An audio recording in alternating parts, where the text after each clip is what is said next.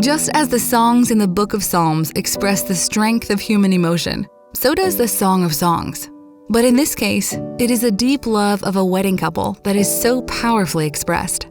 Traditional wedding celebrations in the ancient Near East were energetic affairs. The bride and groom were viewed as a royal couple, and songs of joy and love were sung in their honor. The Bible's collection of these love songs testifies to a vision of the goodness of marriage and delight in the beauty of the human body. Again and again in these songs, it is the beauty and wonder of the natural world that serve as expressive symbols for the loveliness of the human form. Together, these songs recall the story of Adam and Eve in the Garden of Eden, newly made rulers of God's newly made world. Just as the entire physical creation is pronounced very good in the book of Genesis, so now Song of Songs reflects the goodness of physical, sensual love. The first couple was empowered and commissioned by God to preside over the world for the flourishing of life.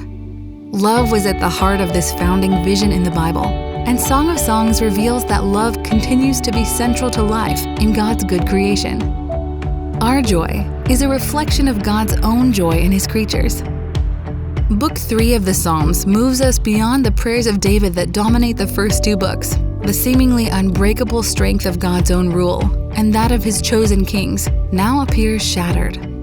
The opening Psalm 73 laments the hard fact that the proud and wicked too often prosper. Psalm 74 bemoans the fall of Jerusalem itself, the very place God had made His home on earth. The closing Psalm 89 urgently asks God why He has rejected the chosen line of King David. Will He be angry with His people forever? Book 3 ushers us into Israel's exile.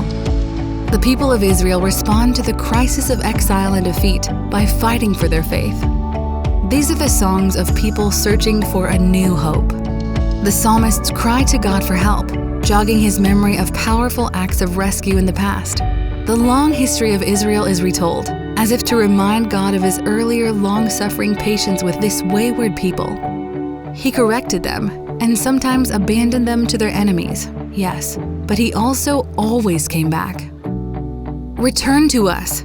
Rescue us again, O God of our salvation. The people remember the joy of singing and dancing in God's temple. They remember what it was like to live under God's blessing. But now they are forgotten, cut off, overcome by wave after wave of rejection, and darkness is their closest friend.